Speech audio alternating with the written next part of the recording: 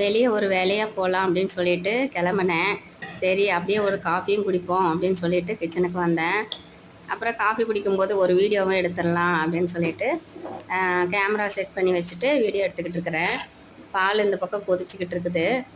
அப்புறம் இப்போ எடுத்து ஊற்றி ஆற்ற வேண்டியதுதான். காஃபி தூளை போட்டு வச்சுட்டு கொஞ்சம் லேட் ஆகிடுச்சு. அப்புறம் பார்த்தா அது கொஞ்சம் அப்படியே காஞ்சி போச்சு. சரி அதிலே சுடு பால் ஊற்றினோமா சரியாக போயிடும். அப்புறம் சரி அப்படியே எடுத்து போடலாம் அப்படின்னு சொல்லிட்டு ஊற்றலாம் அப்படின்னு சொல்லிட்டு காஃபி போட்டுட்ருக்கிறேன். கப்பு இந்த பக்கம் வச்சுருக்கிறேன்ல, அப்புறம் எடுத்து ஆற்றிக்கிட்டு இருக்கிறேன். காஃபி அதிகமாக நான் குடிக்க மாட்டேன். என் பொண்ணுங்க வந்தப்போ குடிச்சு பழக்கமாயிடுச்சு. அவங்களுக்கு நான் போடுவேன்.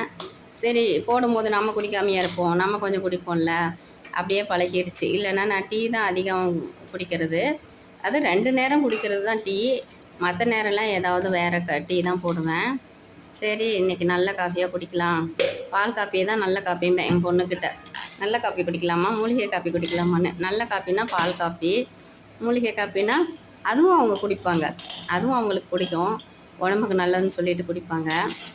அப்புறம் இது எப்போவாச்சும் இது குடிப்போம். அது எப்பவும் மூலிகை டீ தான் குடிப்போம்.